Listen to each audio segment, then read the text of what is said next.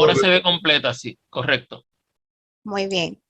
Pues muchas gracias, buenos días nuevamente. Es un placer poder compartir con ustedes en este espacio virtual y obviamente pues me uno a las felicitaciones y a la conmemoración de esta primera semana del Bibliotecario Médico de la Universidad de Puerto Rico que se celebra desde nuestra biblioteca aquí en el recinto de Ciencias Médicas. Quisiera entonces invertir este espacio de tiempo compartiendo con ustedes particularmente sobre el tema de interés para el cual nos hicieron el acercamiento en términos de la comunicación de riesgo durante emergencias, conceptos básicos y áreas de oportunidad para el personal bibliotecario. Cuando hablamos de comunicación de riesgo, estamos hablando de un intercambio de información en tiempo real, que incluye también recomendaciones y opiniones que se comparten entre expertos, entre funcionarios, con relación a una amenaza que hay para la población en términos de su sobrevivencia, de su salud o incluso de su bienestar económico o social, ¿verdad? De acuerdo a la Organización Panamericana de la Salud y Organización Mundial de la Salud para 2017. Y el objetivo que se trabaja cuando hablamos de comunicación de riesgo es lograr que toda persona que esté expuesta a ese riesgo pueda tomar decisiones informadas, aunque sea poca la información que esté disponible, para mitigar los efectos de esa amenaza o riesgo, sea un brote de enfermedad, sea un evento natural, como por ejemplo los huracanes en Puerto Rico, ahora con todo lo de la pandemia de COVID, o alguna otra situación como un evento de fuego o diferentes situaciones donde hay que tomar medidas de protección y medidas de mitigación rápidas.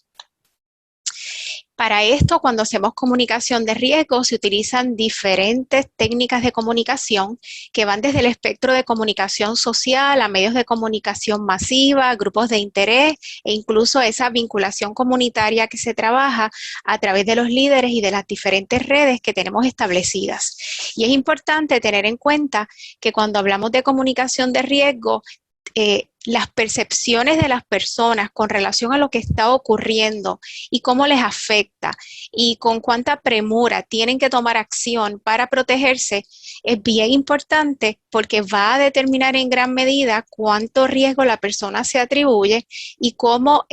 toma acciones rápidas y motiva a las personas que les rodean también a tomar acciones rápidas. Así que para que una comunicación de riesgo sea efectiva, debe ser un tipo de comunicación que sea capaz de identificar y poder manejar desde los inicios los rumores, la desinformación y otros desafíos que son inherentes a la comunicación. Y quisiera destacar esto porque el rol que tiene el personal bibliotecario para trabajar con estos elementos ante una situación de emergencia, de comunicación de riesgo, es fundamental. Desde un punto de vista comunicativo, también es importante señalar que se pretende generar un estado de alerta que propenda a unas acciones concretas de preparación y o de reducción de daño, en el caso de los eventos de que no podemos evitar el que llegue, pero cómo entonces hacemos ese proceso de mitigación. Y que entonces, como campo emergente para la práctica y el estudio de la comunicación de riesgo, pues sigue haciendo un reclamo en términos de cómo investigamos, cómo seguimos indagando en cuanto a cuál es el tipo de información que la persona, que las poblaciones requieren para que esa opinión pública pueda ser influenciada favorablemente en circunstancias de peligro, de crisis o de catástrofe. De acuerdo al CDC, hay una combinación en términos de cómo la precisión de la información y la velocidad con que esa información se le hace llegar a las personas se traduce en credibilidad en cuanto a la información que se recibe y por otro lado, cómo la empatía que se proyecta en esa comunicación, sea escrita, sea hablada, sea por medio de audio, sea con uso de visuales, con la sinceridad, la transparencia que se proyecte, va a generar confianza en ese público o esas audiencias a las que nosotros queremos llegar. Y cuando esa credibilidad y esa confianza se juntan, es que entonces podemos hablar de que esa comunicación tiene un mayor potencial de ser satisfactoria y de ser efectiva en esos propósitos que queremos lograr. No obstante, es importante recordar que los determinantes sociales de la salud inciden en la manera en que la gente se comunica, los canales de comunicación que utiliza, el cómo procesa la información, con cuánta frecuencia accede a la información, cuáles son las fuentes de información que consulta, a cuáles les adjudica mayor credibilidad, a cuáles consulta primero, cuáles son más influyentes en términos de que esa persona tome decisiones. Así que cuando estamos montando todos estos esfuerzos de comunicación, cuando estamos evaluando qué estrategias de acción podemos utilizar para que la comunicación de riesgo que se comparta sea efectiva, tenemos que tener en cuenta la influencia de los determinantes sociales de la salud y cómo los elementos socioeconómicos de los entornos donde las personas viven, la educación, el tipo de alimentación que las personas tienen o no tienen y su contexto social y comunitario y el acceso que tiene el sistema de salud, todo se junta, se aglutina y tiene un impacto directo en términos de los resultados de salud que esas personas pueden tener. También cuando pensamos en los determinantes sociales de la salud, es importante tener en cuenta el modelo ecológico de la salud, las diferentes influencias de acuerdo a las intervenciones que podemos tener con las poblaciones, desde la esfera más pequeña que ven en color rojo del ámbito individual, cuando nos movemos ya en un contexto más amplio a las redes comunitarias y entre pares y las familias a nivel comunitario y a nivel estructural y social. Y las comunidades durante emergencias y cuando hay brotes de enfermedad, hay que hablar de acciones específicas que pueden tomar para esa prevención, para contener esas condiciones y controlarlas. Hay que informar, hay que motivar y también dar unas propuestas de cómo podemos tener unas conductas preventivas a nivel poblacional. Me parece que hay alguna persona en la sala de espera, por si acaso alguien está monitoreando porque sale un mensaje. Y entonces, pues tenemos también unos recursos de parte de la Organización Mundial de la Salud que nos hablan de cuáles son esos elementos que nosotros debemos considerar en cuanto a las comunicaciones efectivas. Y en el caso de emergencias de salud nos habla de esa diseminación rápida que se debe dar y esa guía para evitar que la gente sobrereaccione o que vaya a poner en riesgo su salud. Nos habla de que nos aseguremos que esa información que se dé sea precisa, que sea completa, que sea lo más confiable posible,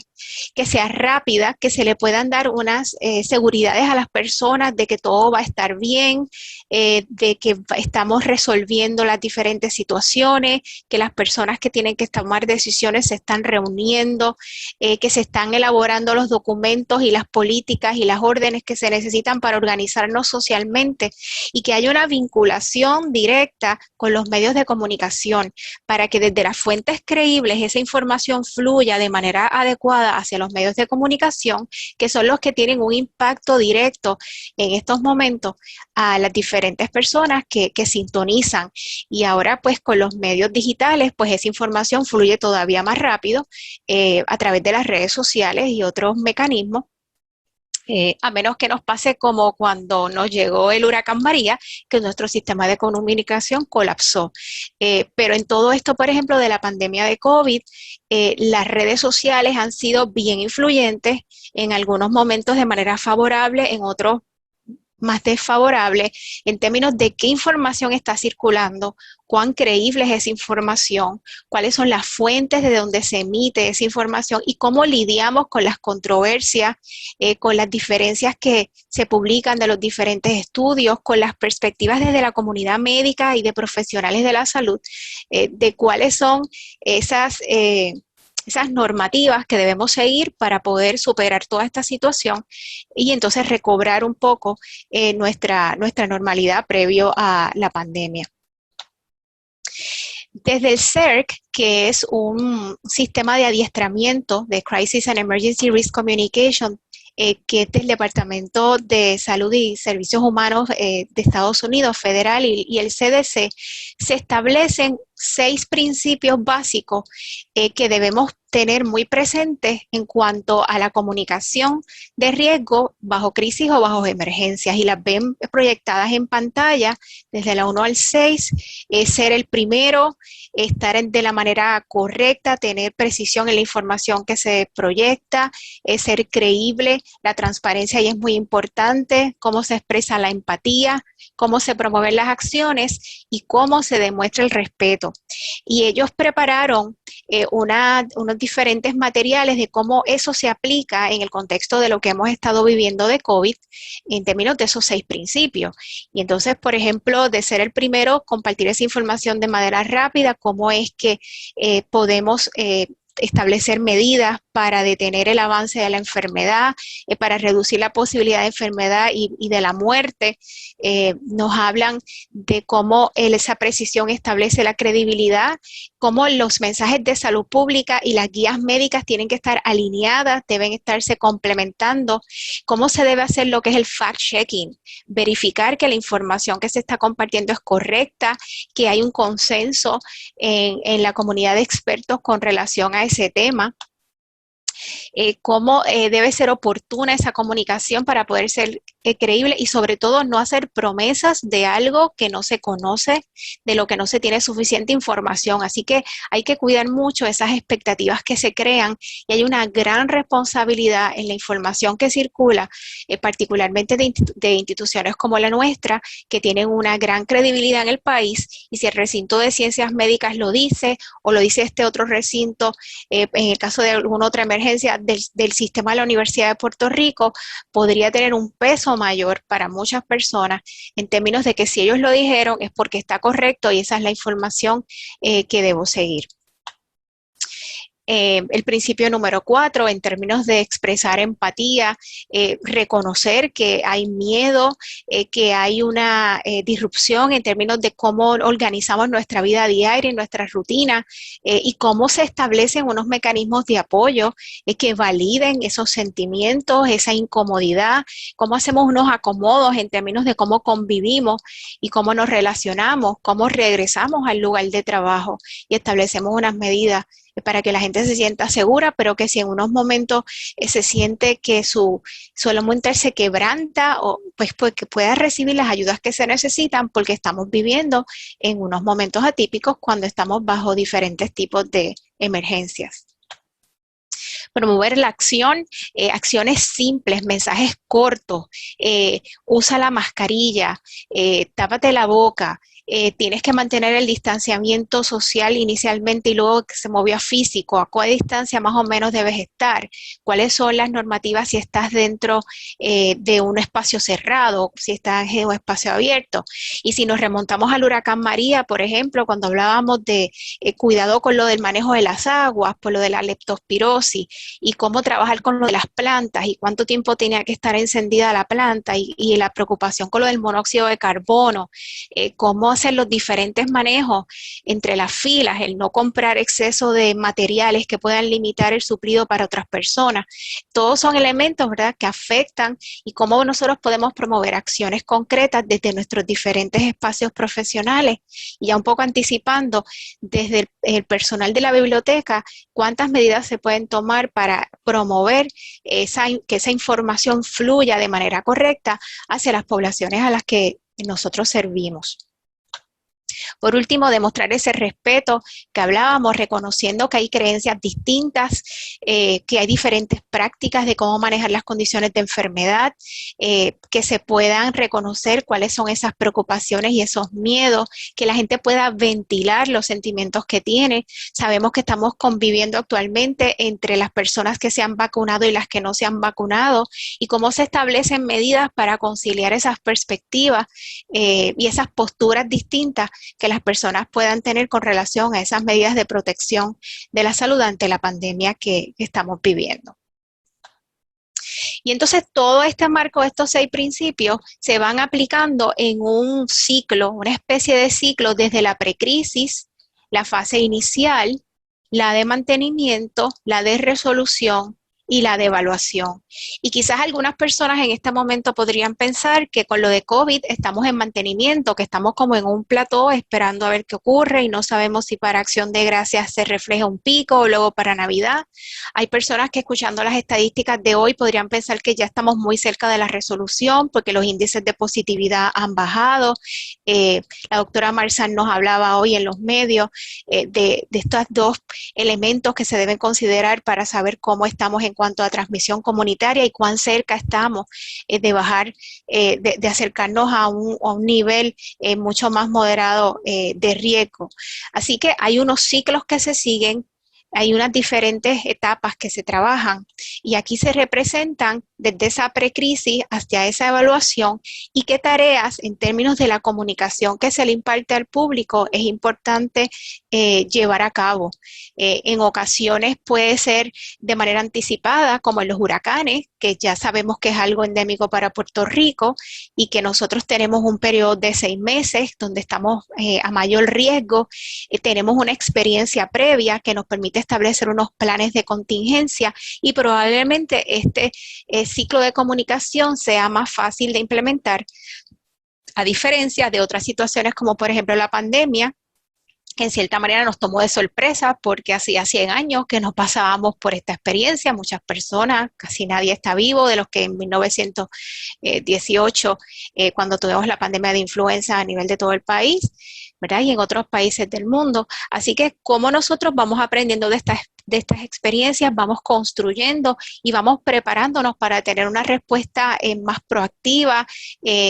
más articulada en términos de los diferentes recursos, los talentos, las destrezas, las oportunidades que tenemos y los nuevos sistemas con los que podemos establecer alianzas para que la información que el público tiene que manejar, debe conocer, la podamos concertar de una mejor manera. Puesto entonces en perspectiva cómo nos ubicamos con relación al rol del personal bibliotecario, hay diferentes recursos disponibles a través de las redes, probablemente ustedes conocen algunos de ellos. En la búsqueda que yo pude realizar para tener este espacio con ustedes, me topé con este de la Universidad, de la Biblioteca Estatal de New Jersey y cómo desde una perspectiva del personal bibliotecario se crea este guidebook que también tienen un workbook de cómo planificar para los desastres y cómo fomentar desde los espacios de las bibliotecas la resiliencia comunitaria. Y si se fijan a mano derecha nos habla de cómo las bibliotecas siempre han mantenido un rol y una proyección de confianza en términos de la información que se maneja, que ya no necesariamente las bibliotecas se perciben como repositorios pasivos de información, pero como centros de actividad social, de movimiento, de más ebullición, como cuando ya son más bibliotecas públicas o comunitarias, cómo son reconocidas por las comunidades circundantes y cómo es un punto de referencia para las personas ir a acudir a buscar información. Cómo las bibliotecas se han transformado en diferentes situaciones de emergencia para proveer recursos que la comunidad necesita, sea para que la gente se refresque, sea para que las personas puedan protegerse del frío en lugares como en Estados Unidos, que puedan tener acceso si esas bibliotecas no se han visto afectadas por problemas de energía eléctrica, que puedan ser para conectar los equipos de recarga de los dispositivos tecnológicos. Así que hay mucho espacio, hay mucha área de oportunidad para seguirnos pensando en términos de cómo desde los espacios de biblioteca de nuestro sistema universitario, nosotros podemos seguir evolucionando y transformando esos servicios que le ofrecemos a la población. En este artículo de Dio Librard de 2021, incluso mencionaban cómo el rol de las bibliotecas académicas con relación al COVID-19, proveyendo información pertinente, sirviendo como fuentes de información tanto para maestros, para estudiantes, para investigadores, a través de diferentes recursos de la web y en línea, cómo esa coordinación continua con los investigadores, particularmente para ayudar a manejar ese cúmulo de información que es tan amplio, que en unos momentos puede ser contradictorio, donde el bibliotecario o la bibliotecaria tiene la oportunidad de ejercer un rol crítico de cómo yo discrimino entre toda esta información, a cuál le voy a dar más peso, cuál es más reciente, cuáles son esas áreas de convergencia entre la información que está circulando y dónde hay más separación en esa información, donde no hay consenso, y probablemente entonces tenemos que tomar unas pausas en cuanto a la toma de decisiones y cómo nosotros analizamos esa información para utilizarla. Así que un poco destaca ese rol particular que las bibliotecas han podido asumir en todo este periodo que hemos estado viviendo. Nos hablan también en ese artículo del rol de las bibliotecas en una situación de emergencia, como ser un lugar seguro donde la gente sepa que puede llegar, que se le puede atender, cómo se mantiene una estabilidad en términos del servicio, esa consistencia y ese apoyo académico, para que, por ejemplo, ahora que nosotros en el recinto de ciencias médicas tuvimos que trasladar prácticamente toda nuestra oferta académica en línea, en la cual mucha de ellas continúa en línea todavía, y cómo la biblioteca activó otros procesos de comunicación, expandió servicios, le dio una seguridad a la comunidad académica de que los recursos bibliográficos iban a continuar estando disponibles, aunque no pudiéramos llegar físicamente al recinto de ciencias médicas. Cómo la biblioteca interviene incluso en esa moral, en ese sentido humano de la gente, en el servir de vínculo, incluso con la institución académica. Y nos presenta incluso este esquema desde el rol del personal bibliotecario, estos roles formales, más dirigidos hacia las personas que necesitan buscar unas informaciones específicas, facilitar la investigación en el campo de COVID-19 o llámese cualquier otra emergencia que estemos manejando, pero por otra parte también el rol social de ese personal de la biblioteca para promover que la gente esté atenta a su salud, que esté pendiente y seguir destacando ese rol de poder contar con información confiable que puedan utilizar para esa toma de decisiones. La importancia de compartir la responsabilidad de ese intercambio de mensajes y cómo la biblioteca puede crear esas alianzas, crear esas redes de cómo esa información puede fluir, y si incluso la biblioteca puede ser como un centro de operación, lo que en algunos lugares le llaman un hub, donde la información fluye, llega, se filtra, sale, y cuáles son esos canales, de dónde la biblioteca puede recibir información, hacia dónde la biblioteca quiere compartir información. Todo eso es fundamental en términos de los roles que se pueden asumir. Cómo la biblioteca se puede proteger, puede educar a otros, puede capacitar, puede participar directamente el personal de la biblioteca en establecer grupos de trabajo donde se establezcan mensajes claros, donde se cuente con un grupo de expertos que puedan en unos momentos asesorar de cómo esa información se debe hacer llegar a las diferentes poblaciones que la necesitan. Y estos otros errores que ven proyectados en pantalla de los rumores y mitos que habíamos mencionado anteriormente, evitar actitudes paternalistas, cómo lidiar con los cambios en las fechas y en las horas y en los momentos de la información, y cómo también subsanar las luchas de poder y los protagonismos que en ocasiones bajo situaciones de comunicación de riesgo se dan también y se proyectan, y cómo todo eso se balancea y se concilia por el bienestar de la población. Los medios sociales, el social media, cómo a través de esas redes a las que tenemos acceso y desde el ámbito también organizacional, se puede circular información confiable que alcance diferentes audiencias, que permite esa conexión que se desarrolle. La biblioteca está aquí, el recinto está aquí, esta es la información más reciente, esta es la información más importante, esto le puede servir de guía para la toma de decisiones, cómo hacemos un intercambio de lo que está fluyendo en términos de información para beneficio de las personas.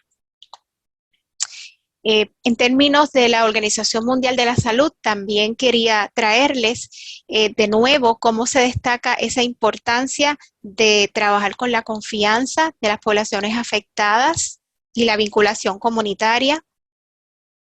Cómo se trabaja a nivel de la gerencia, en nuestro caso gerencia académica, y se establecen unas coordinaciones. Y si hay un comité de emergencia en el recinto, es el personal de la biblioteca tiene representación en ese comité de emergencia, lo debería tener en otros recintos. ¿Cómo esto se da? ¿Qué rol particular puede asumir el personal de la biblioteca directivo dentro de estos espacios de toma de decisiones? ¿Cómo nos podemos seguir insertando en términos del desarrollo de capacidades desde lo que el personal de la biblioteca puede aportar como especialistas en información de salud en el caso de recinto de ciencias médicas? ¿Cómo se hace una planificación de comunicación estratégica, volviendo a lo de los mensajes? Así que ese ABC de la Organización Mundial de la Salud nos permite orientarnos en términos de cómo podemos establecer esas prioridades en nuestras áreas de oportunidad, combinado con lo que ya les presentaba del CERC, del CDC, sobre esos 6 principios básicos y el ciclo de comunicación que se da bajo estos periodos de emergencia. También desde la Organización Mundial de la Salud y la comunicación organizacional, esa comunicación que se da dentro de los sistemas, cómo nos queremos asegurar de que se mantenga accesible, de que sea una comunicación sobre la cual podamos tomar acción, creíble, que genere confianza, que sea pertinente, que sea oportuna, que se pueda comprender, y cómo mantenemos una noción de que esa información le llegue a los individuos, a las comunidades, a los proveedores de servicios de salud, como lo ven aquí, como en la parte más externa de la figura, organizaciones externas por ejemplo, el recinto de ciencias médicas y a los hacedores de política pública también. Cómo circulamos esa información, cómo creamos información particular para estas poblaciones distintas, que tienen necesidades distintas, que tienen roles distintos en el manejo de esta información, en el manejo de la comunicación de riesgo y de la toma de decisiones. Y llegamos entonces a las bibliotecas médicas o de salud, que hablaba con Pedro, el profesor del Valle, de cómo se pueden ubicar en agencias públicas, en hospitales, en diferentes lugares. En el caso de nosotros, nuestra biblioteca médica o biblioteca de salud en el recinto de ciencias médicas, como un tipo de servicio especializado para atender esas necesidades de información de médicos, profesionales de la salud, investigadores, estudiantes, pacientes, incluso consumidores que puedan estar interesados no solamente en el campo de la medicina, pero también en el de la salud. Cómo las bibliotecas médicas o bibliotecas de salud sirven a esas agencias de salud pública y diferentes no afiliados a través de esas administraciones de sitios web, de blogs de internet, programas de educación a distancia y bibliotecas digitales dentro del conjunto de recursos que podamos tener o a los que podamos aspirar eventualmente, que sean parte de la amplitud de la oferta que pueda tener nuestra biblioteca. Y hago una pausa porque quisiera destacar que el bibliotecario médico, la bibliotecaria médico, tiene un expertise en alfabetización o literacia de la información. Y entonces, esto un poco alude a ese conjunto de habilidades, de destrezas que permiten que una persona pueda obtener, evaluar y utilizar información. Y se ve como un proceso a lo largo de la vida de continuo aprendizaje. Y para que una persona pueda lograr tener esa alfabetización de la información, se propone que tengan que trabajar con estos 5 componentes de identificar fuentes de información, poder encontrarlas, poder evaluarlas, poder aplicarlas al contexto para el cual las necesitan y también poder validarlas. ¿Qué pasa? Que dentro del espectro amplio de esa alfabetización en información, también hablamos de lo que es, y vuelvo ya mismo al otro, la alfabetización en salud. ¿Y cómo hacemos esa conciliación desde un punto de una biblioteca de enfoque médico o de salud entre la alfabetización en información y la alfabetización en salud. Volviendo atrás, existe desde la Association of College and Research Libraries, bibliotecas de la Asociación de Colegios y Bibliotecas de Investigación y la Asociación de Colegios, se me olvida la traducción, se monta este esquema sobre alfabetización e información en la educación superior. Y entonces ellos proponen estos esquemas donde la autoridad se construye y se contextualiza, se ve la información, la creación de la información como un proceso, se reconoce que la información tiene un valor, se ve a la investigación como proceso de indagación, a la erudición como una cuestión dialógica, donde esa conversación es importante, y a la búsqueda como una exploración estratégica. Y aquí se presenta más en detalle de este artículo de Brennan, Ogawa, Thormodson y von Isenberg, de qué se trata cada una, desde el expertise de los autores y esa credibilidad, cómo se evalúa, desde la creación como un proceso iterativo, las implicaciones que tiene sociales y legales que puede tener el uso de la información, la complejidad de los procesos de indagación, cómo a través de la erudición ese diálogo es importante para que los saberes se mezclen, se junten, se discutan y se diseminen, y cómo la búsqueda de información no necesariamente es un proceso lineal,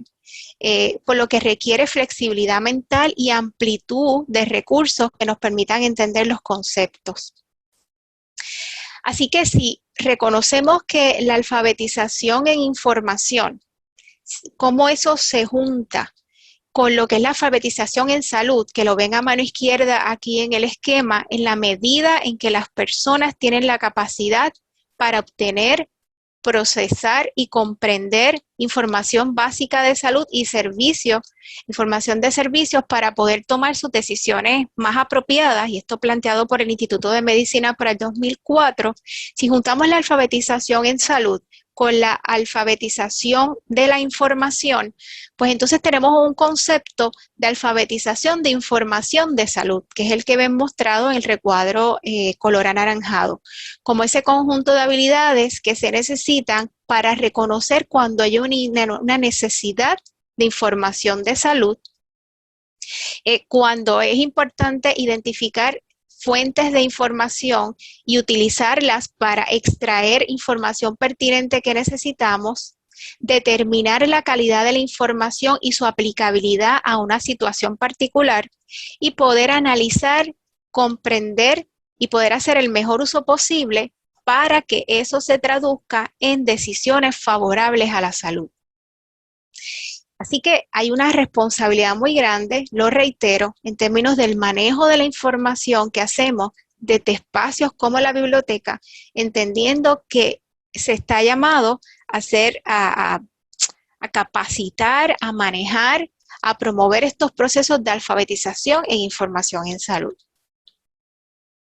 También Chart nos habla de que aparte de esa alfabetización e información de salud, es importante mantener en perspectiva las prácticas basadas en evidencia, enmarcadas en esos valores que pueden tener las personas y sus preferencias como un componente esencial en la toma de decisiones de la salud. Así que, cómo la biblioteca sigue incidiendo en lograr que las personas puedan reconocer cuáles son recursos de información de salud válidos, creíbles, confiables, cómo los estudios, esa información que está circulando, que tiene que ver con esa comunicación de riesgo que impacta las decisiones de qué se va a informar con relación a los riesgos, cómo se evalúa la calidad de esa información que circula, como denominada prácticas basadas en evidencia. Cómo es la validez de esos estudios, cómo esos diseños de estudios y de investigación tenemos la capacidad de establecer unos criterios para que las personas puedan utilizarlos de una manera más crítica, esa información a la que tienen acceso. Y cómo esa información se coloca, se promueve en unos términos más sencillos para otro tipo de personas que necesitan recibir esa información, pero que no necesariamente tienen un conocimiento técnico como el de otras personas, y hay que entonces traducir esa información, convertirla a un formato, manejarla de una manera que sea más fácil de entender para otras personas a las que nosotros también servimos. Hay recursos como este manual de Desarrollando Literacia en Salud a través de los servicios de información en salud. Esto trabajado desde el Web Junction y un instituto de servicios para los museos y las bibliotecas. Y entonces destaca 3 aspectos bien importantes en términos de cómo poder trabajar con ese lenguaje sencillo que les mencionaba para promover la salud y el bienestar de las comunidades, cómo capacitar a otros de cómo encontrar y poder compartir o intercambiar herramientas o recursos de cómo seguirnos desarrollando en esos procesos de alfabetización en información en salud, y cómo llevar esas capacitaciones también a la comunidad. Desde la Asociación de Bibliotecas Médicas, MLA, se distingue la labor de la bibliotecología, de las ciencias de la salud, de cómo se separa, cómo se proyecta en presentar conocimientos sobre esos avances en la ciencia y en la tecnología relacionada con los cuidados y la provisión de los servicios de salud y las prácticas de una manera accesible, tanto para los profesionales de la salud, los educadores, los estudiantes, los investigadores y el público en general, y establecen unas competencias que quise traer y les voy a estar presentando brevemente para referencia. Probablemente ustedes las han visto antes, pero me parecen muy pertinentes para trabajar este tema y visualizarnos prospectivamente en términos de qué hemos hecho, dónde estamos y hacia dónde quisiéramos dirigirnos en términos de la preparación de los recursos de información que manejamos y que trabajamos a diario. Y esto se fundamenta en unos valores medulares de utilizar la información científica, de poder dejarle saber al público que esa información es de alta calidad, entender que el proceso de desarrollo profesional y de aprendizaje ocurre a lo largo de la vida, en lo de basado en evidencia, esas prácticas que les mencionaba antes, cómo se pueden dar unas colaboraciones con la comunidad y todo enmarcado en la ética profesional que debe regir toda nuestra labor independientemente de nuestras disciplinas de estudio.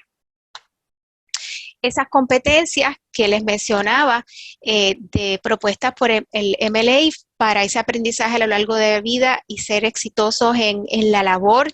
desde las bibliotecas médicas fueron revisadas en el 2017. La primera se relaciona con los servicios de información,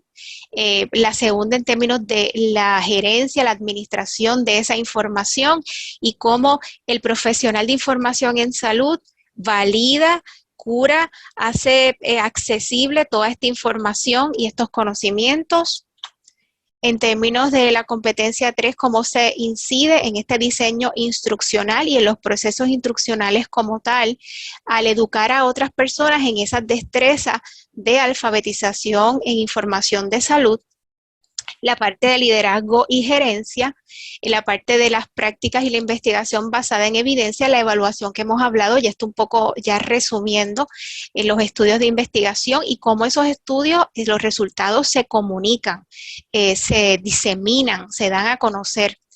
Y la última competencia del profesionalismo en la información en salud y cómo se colabora con otros profesionales para mejorar esos accesos a los servicios y cuidados de salud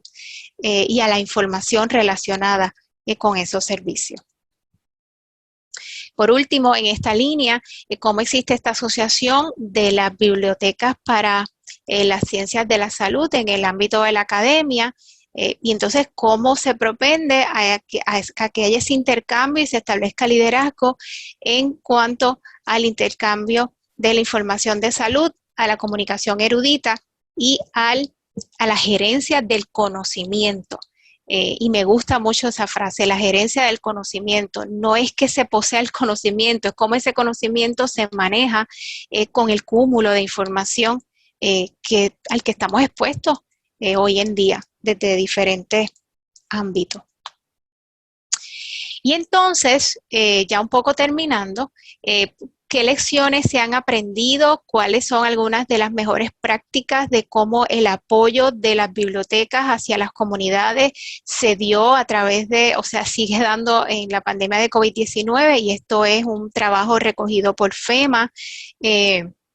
En términos de la expansión de los servicios bibliotecarios, la transformación de los espacios de las bibliotecas y la vinculación comunitaria, y cómo eso nos motiva a reflexionar dónde nos ubicamos como recinto de ciencias médicas, como Biblioteca Conrado F. Asenjo, dónde nos ubicamos, qué hicimos en cuanto a esto, hasta dónde pudimos llegar. Aquí aspiramos en un futuro de tener que seguir manejando estas situaciones, de nosotros querer incursionar en cómo podemos colaborar, aportar en todos estos procesos de comunicación de riesgo, de manejo de información de salud relacionada con riesgo, con emergencias, con diferentes crisis dentro y fuera del ámbito de la salud. Llegamos a algunas muestras de pantalla o vistas de pantalla de la biblioteca y cómo la biblioteca, y esto es una muestra de hace 2 o 3 días, si ha cambiado pues me disculpan, pero en términos de cómo se activó lo del chat o cómo se mantuvo lo del chat a través de todos estos periodos, qué recursos se habilitaron a través de la página de la biblioteca para tener acceso a lo del plan de control de exposición de COVID, COVID-19, información a la comunidad, información sobre temporada de huracanes, información de salud al consumidor con el acceso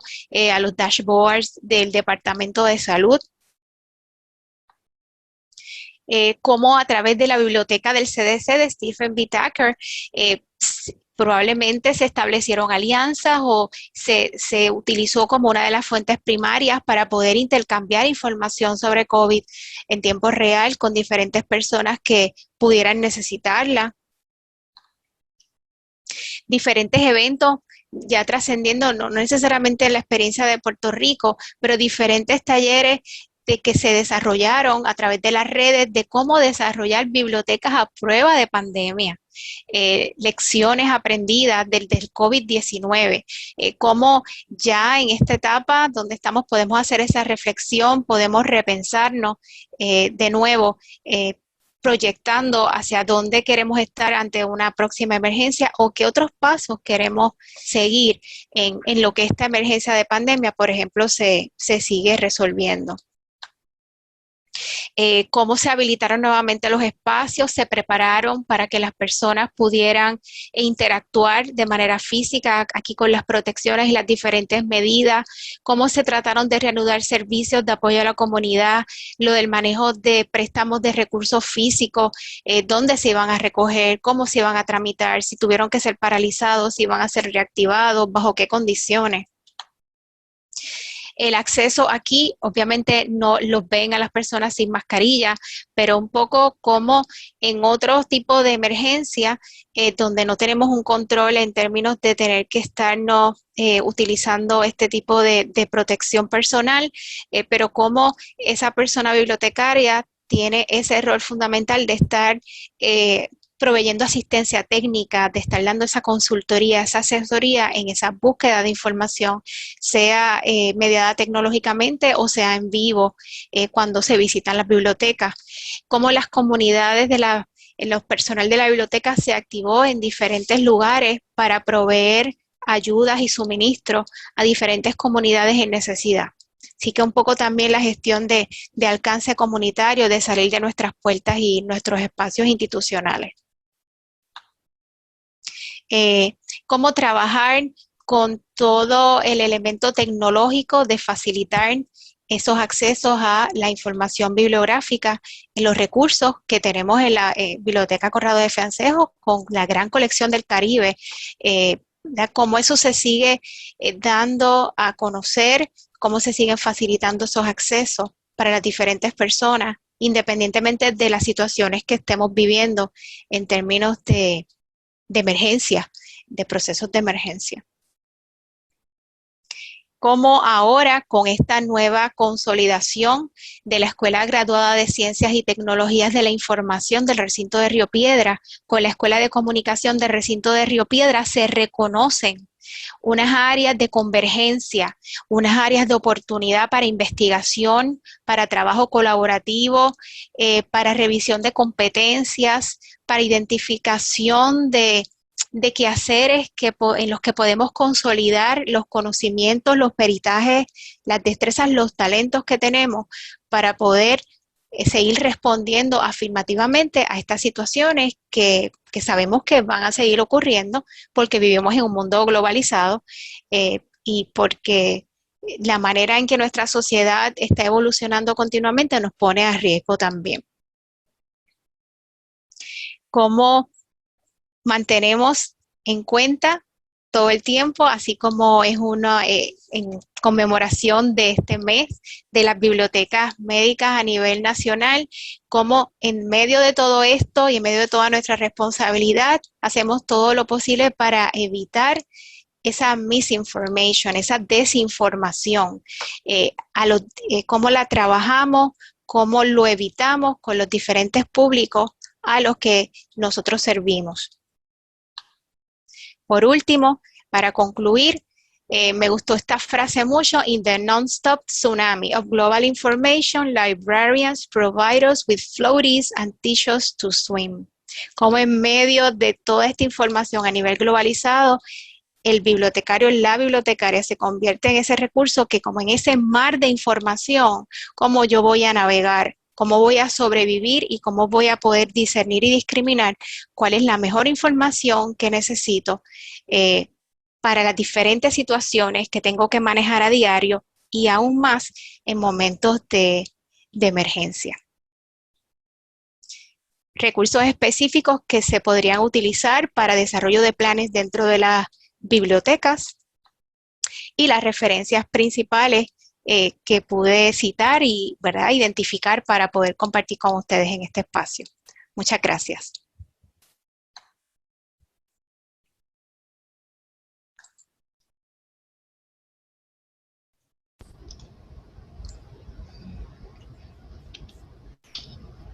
Saludos. Okay.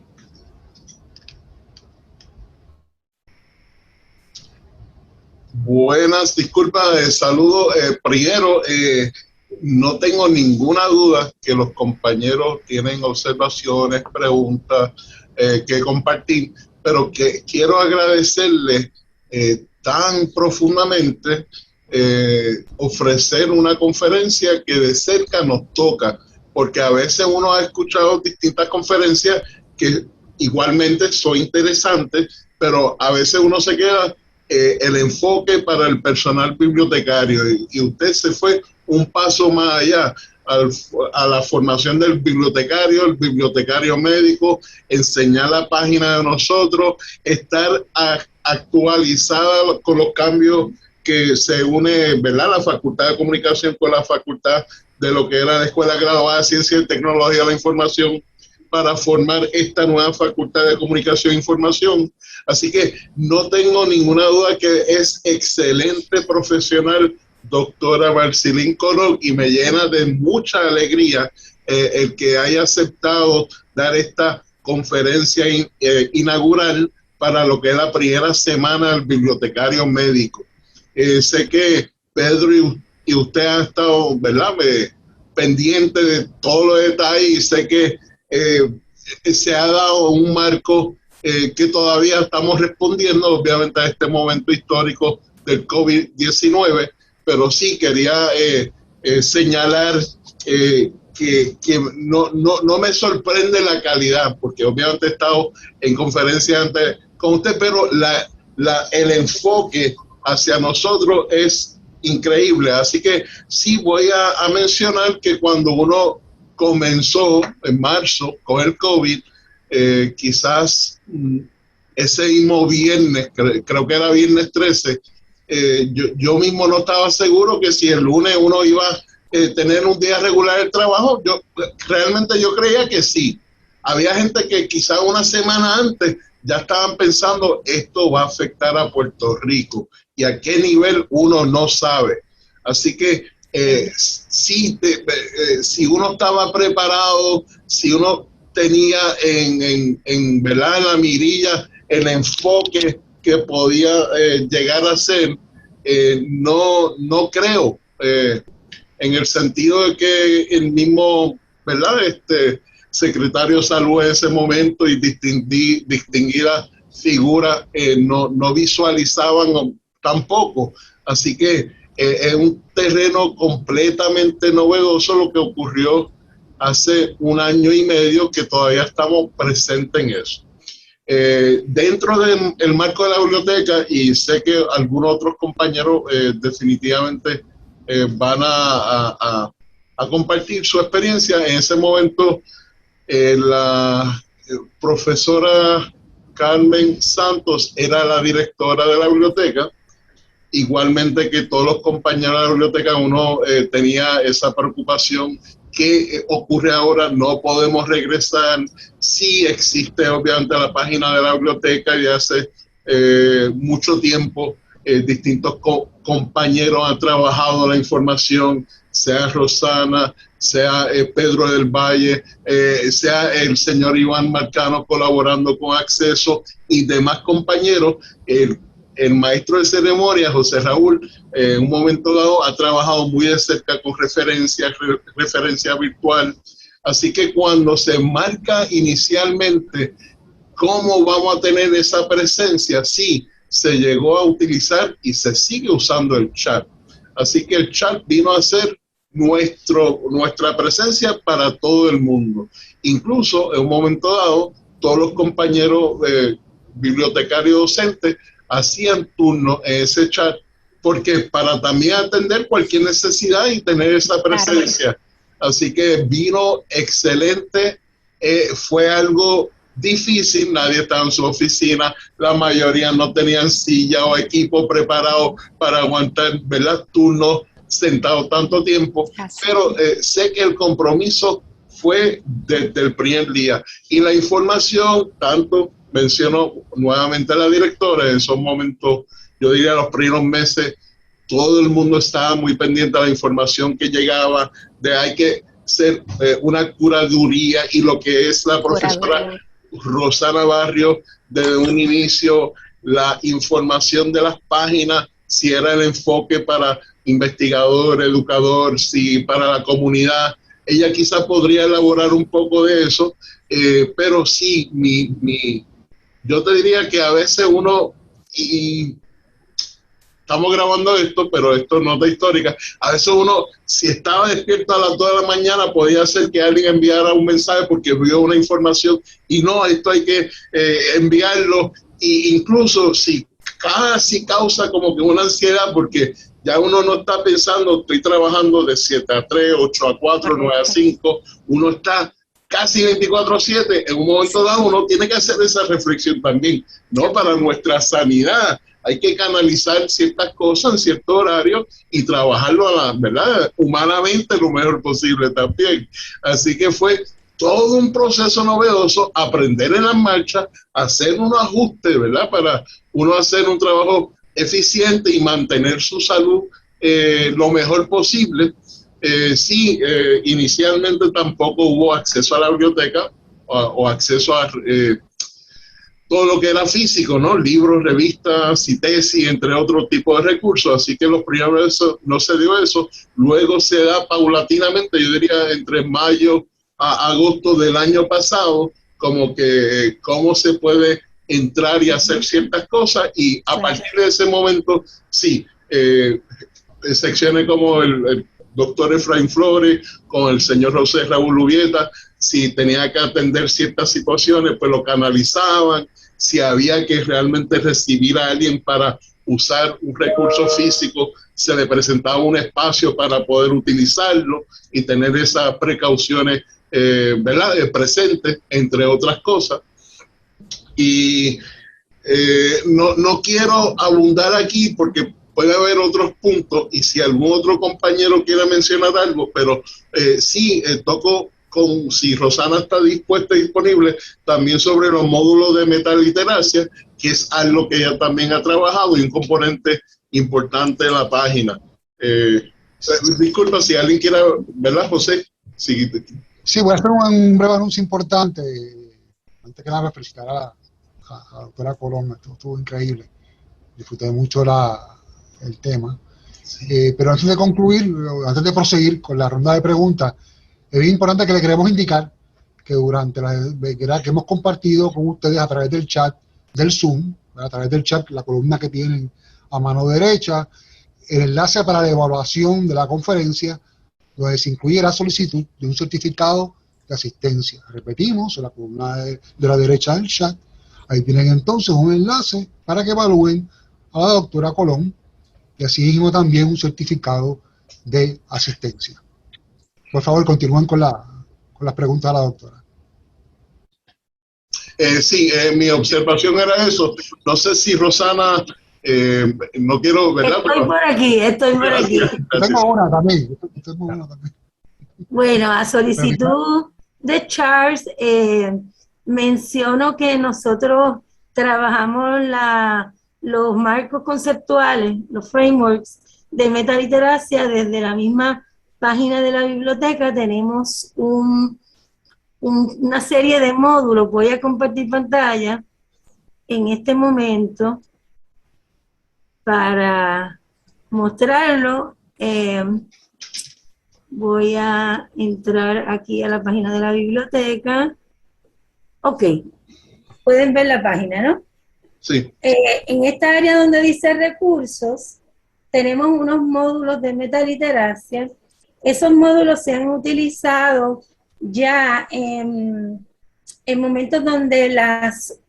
facultades dan estos primeros asignaciones o las bienvenidas a los estudiantes de nuevo ingreso y hacen estos ejercicios. Estos son 6 módulos que representan las 6 marcos conceptuales o los 6 enunciados que la doctora Colón mencionó. No los voy a leer de nuevo, están ahí y cada uno de ellos representa uno de los ejercicios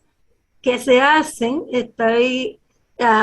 Trabajo la desinformación o lo llamado fake news. Si yo le doy aquí, esto es para el estudiante trabaja esto paso a paso, lo puede hacer solo, lo puede hacer con su profesor, se toma una prueba él mismo, pero yo para los profesores, entonces coloco aquí donde está el muñequito al final, como un espía, le doy al profesor las herramientas para que sepa lo que está trabajando con el estudiante desde el punto de vista de la metaliteracia. Aquí entonces le comento al profesor, la autoridad es construida y contextual, le digo que las prácticas de conocimiento que estoy trabajando en disculpen esa, y las disposiciones que espero del estudiante. Eso mismo se lleva a cabo en cada uno de los, le di un ataque a mi computadora, en cada uno de los módulos de metaliteracia. Cada uno tiene el manejo de la información y su formato. Yo utilizo Scopus como una manera de manejar la información, la información personal como producto para que el estudiante entienda que su información vale ya desde ahora y cómo va a valer más adelante, la investigación y cómo se maneja desde también herramientas como Mendeley, porque la metaliteracia tiene como objetivo introducir al estudiante a también el uso de las tecnologías de aprendizaje, la conversación entre expertos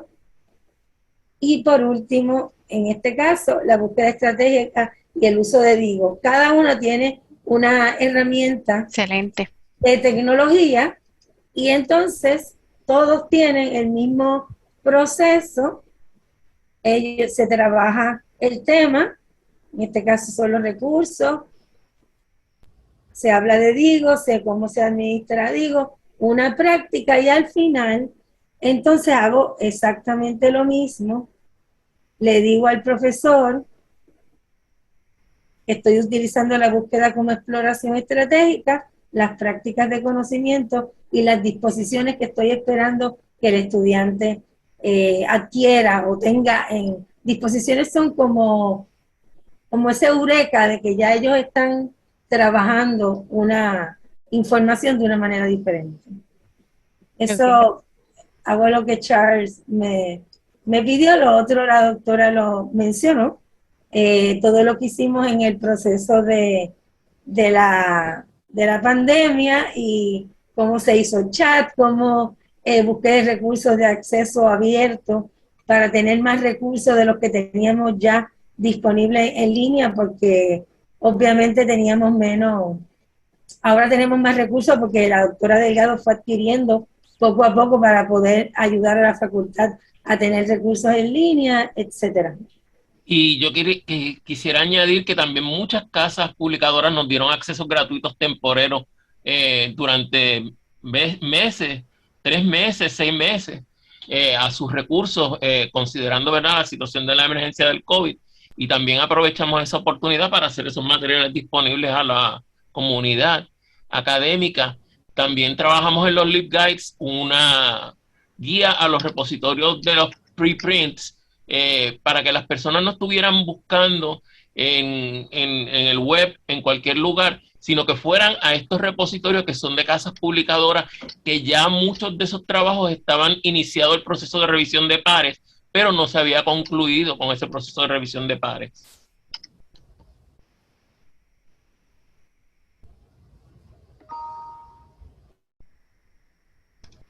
Ajá, ¿alguna otra pregunta?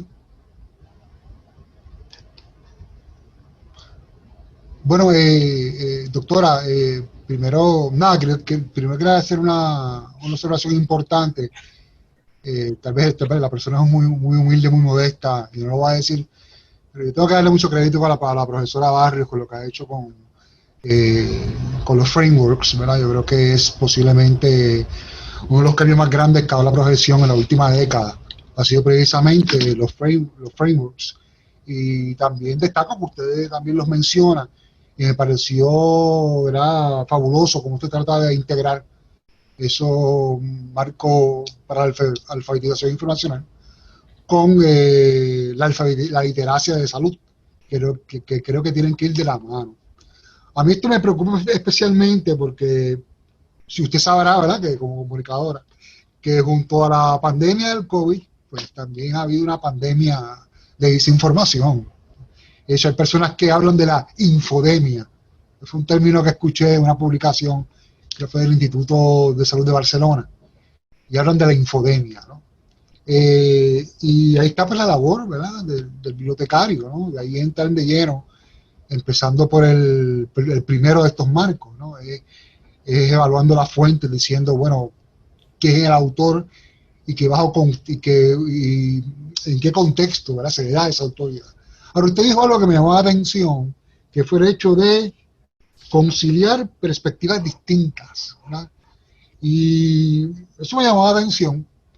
y creo que es un tema muy complejo. Yo sé que en una hora, doctora, es imposible usted hablar un tema tan amplio, pero ¿cómo conciliar, digamos, perspectivas distintas? Cuando estamos hablando, por ejemplo, de temas tan delicados como esto, por ejemplo, de la vacuna en el COVID, desde nuestro punto de vista, ¿verdad?, como profesionales de la información, ¿cómo conciliar esta perspectiva, siempre respetando las creencias y la moral, en este caso del usuario, ¿verdad?, pero, ¿verdad?, tratando, ¿verdad?, de siempre ser fiel a nuestra ética y tener presente, ¿verdad?, que hay cosas que son información y hay cosas que definitivamente no lo son. Bueno, pues muchas gracias hasta ahora, ¿verdad?, por todo lo que me han compartido, por sus expresiones. Quisiera, antes de contestar la pregunta, agradecerle al profesor Del Valle la oportunidad de esta invitación. Uno siempre asume las invitaciones con entusiasmo y con susto en términos de cómo se pueden atender las expectativas de diferentes grupos profesionales, y definitivamente yo soy fiel creyente de que los procesos de intercambio deben ser enfocados en lo que es pertinente para las audiencias. Así que para mí era imposible eh, el pensar trabajar esto de otra manera que no estuviera enmarcado en el contexto de la labor del personal bibliotecario, y créanme que a través de estas preparaciones uno descubre mucha información que no necesariamente maneja a diario, y me encanta la coyuntura de que ya la profesora Barrios haya trabajado todo este marco, que les compartí brevemente como una de esas áreas que me pareció que era pertinente incluirla, y que ya la biblioteca tenga todos unos desarrollos establecidos. Me parece espectacular, estoy tomando nota porque quiero que, no lo sabía, y quiero que mis estudiantes puedan acceder a esos módulos y los puedan trabajar. Tomo también nota de conceptos que son muy técnicos desde la bibliotecología, como ahorita mencionaba la curaduría. Entiendo que el profesor Charles Seguí, y yo les dije cura, mis disculpas, pero a eso era que me refería. Lo integro a mi vocabulario profesional. Y ahora respondiendo a lo que nos comparte nuestro colega José Ubieta, me parece que la conciliación es un reto continuo que tenemos en todo lo que trabajamos, y particularmente en salud, ante toda la diversidad que estamos confrontando diariamente. En el caso específico de la vacunación, ha levantado se ha levantado mucho escepticismo con relación a todos los procesos de desarrollo en corto tiempo de los procesos de vacunación, y me parece a mí que tenemos que seguir trabajando con que la información le fluya con mayor transparencia y mayor velocidad a las personas, eh, porque probablemente uno de los aspectos que más ha influenciado hacia las personas que han decidido no vacunarse es toda esta parte escéptica de cómo se puede garantizar una seguridad o una eficacia en algo que ha sido producido en tan corto tiempo, y cómo eso se plantea, eh, se balancea en términos de la información de otras investigaciones y otros adelantos que ya venían en otras áreas del saber científico, y que una vez surge esta importancia, esta necesidad de desarrollar esta vacuna, cómo se aprovecha ese momento y se monta sobre esa información y esos hallazgos científicos que ya se tenían. Cómo se hace conciliación de perspectiva ante teorías de conspiración, de que hay unos intereses económicos, de que hay unos intereses capitalistas detrás de toda una promoción, cómo desde la salud se pueden asumir unas posiciones donde la gente tenga toda la información que necesita. Así que yo no tengo la respuesta, tengo muchas preocupaciones, me pregunto a mí misma qué pudimos haber hecho diferente en términos de cómo compartir la información, y dentro de esa convivencia que tenemos que tener, y respetando esos espacios, cómo buscamos unos puntos medios donde podamos protegernos todos y todas. Donde estés vacunado o no estés vacunado, te toca seguir las mismas medidas de protección, porque igual tú puedes ser una persona que transmitas el virus a otro, que no tengas síntomas, pero estés todavía en una etapa infecciosa, donde le quitamos la parte personal, de que a ti sí y a ti no, la parte del estigma, de que entonces no, conmigo sí, conmigo no, estas cosas sí, estas cosas no, y podamos encontrar esos puntos comunes donde todos nos tenemos que proteger como sociedad, porque queremos subsistir, queremos seguir adelante, y mañana se puede acabar el COVID y seguimos viviendo todos juntos. Y hoy puede ser que yo me vacune y mañana no. ¿Qué tal con la tercera dosis de la vacuna? ¿Cómo la vamos a manejar? Que ya la tenemos disponible en el recinto. ¿Cuán seguros nos sentimos de si la necesitamos ya o no la necesitamos, dependiendo del tipo de rol que ejercemos, y cuán expuestos o menos expuestos estamos? Esa toma de decisiones continua la estamos desarrollando, y cómo desde la biblioteca, desde la Escuela de Salud Pública, desde la Escuela de Medicina, Enfermería, Farmacia, Escuela de Profesiones de la Salud, cómo instamos a las personas a que tengan accedan a la información que necesitan para tomar las mejores decisiones, considerando siempre el bien público, porque no lo puedo pensar desde lo individual, lo tengo que pensar desde lo público, porque vivimos en sociedad. Yo no puedo pensar en protegerme a mí, yo no me pongo una mascarilla exclusivamente porque me quiero proteger a mí, es que quiero proteger al otro, y es un efecto multiplicador. Así que desde la información, quitarle el sello, a veces con esto de la desinformación, la gente sospecha, la gente le quita credibilidad, la gente cuestiona, y no es que cuestionar sea malo, al contrario, porque es que hay que cuestionar para poder entonces descubrir cuál es la información que se necesita y que sea veraz y que sea creíble. Pero ¿cómo podemos adjudicarle la credibilidad correspondiente de acuerdo al peso fundamentado que pueda tener una información sobre otra? Y hay todo un campo de alfabetización de medios, de cómo se le capacita a las personas desde edades bien tempranas a ser más críticos con la información que reciben de los medios, porque la información que sale del recinto pasa por unos filtros que no necesariamente la que llega a través de los medios pasa. No necesariamente hay un conocimiento de base que le permite discernir y discriminar. Y está llegando a través del TikTok, está llegando a través de los Instagram, a través de los tweets de las diferentes redes, y nosotros no podemos vivir dentro de una burbuja que no vamos a estar expuestos a esos mensajes y a esas influencias. Pero ¿cómo capacitamos a esos niños y niñas que vienen en desarrollo para que cuando se conviertan, sigan creciendo adolescentes, adultos, viejos, puedan tener las herramientas que necesitan para que cuando yo reciba esta información yo pueda decir, esto como que no me suena, aquí hay algo raro, yo necesito verificar esta información, yo quiero consultar de dónde sale, y que podamos tener unas herramientas comunes que nos protejan y que nos permitan hacer un contrapeso a los procesos de desinformación. Excelente, doctora, excelente. No sé si alguien tiene más preguntas para la doctora Colón.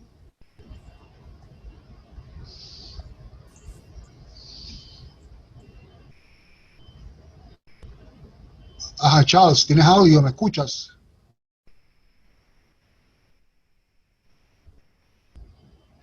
Parece que hay un problema técnico. ¿Alguien me escucha? Yo le escucho. Te escuchamos, Charles. No tenía el micrófono activado. Sí, te escuchamos, Charles. No se escucha tu micrófono. Vale. Un break.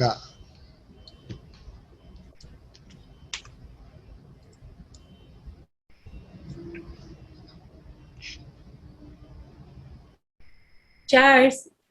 Le escribieron, deja escribirle. no te escuchamos. Ah, ok. Okay. Sí, es que tenemos un pequeño obsequio, ¿verdad? Agradecimiento por la conferencia que nos acabas de brindar, Marcilín. De verdad, excelente. Los comentarios en el chat han sido, ¿verdad?, de los compañeros, de que les ha gustado mucho la actividad y el tema y la manera como lo desarrollaste, y de verdad que estamos muy agradecidos. Bueno, muchas gracias de nuevo. Somos colegas, estamos comunicándonos aquí, pero estamos a menos de 1 milla de distancia. Estamos utilizando este mecanismo, pero podríamos llegar en 5 minutos y encontrarnos todos. Bueno, nada, quiero repetirles que... ¿Y tú vas a decir algo, Charles? ¿Estás sin audio? Ok. Pues nada, quería recordarles antes de despedirnos que el enlace va a estar activo hasta la tarde, el enlace donde uno puede evaluar esta conferencia que nos ha dado la doctora Colón, igualmente completar el certificado de asistencia. Bueno, ahora solo nos queda invitarles. Ahora se escucha. Disculpa, sí, muchas gracias, doctora Leo, de parte de nosotros de la biblioteca. Doctora Marcilín Colón, muchas gracias por su participación en la primera semana de Bibliotecario Médico, 18 de octubre 2021. Si fuera posible hacerlo llegar por cámara y recibirlo, o hacer algo, pero se lo hacemos llegar. excelente, como habrá escuchado la participación de todos nosotros, nos has tocado el corazón y gracias por todo. José Raúl, te la dejo. Quisiera compartir algo No, antes de está terminar, bien. si se puede, si tienen el Sí, cómo tiempo. no, doctora, adelante. Poner a disposición nuestro programa de Maestría en Educación en Salud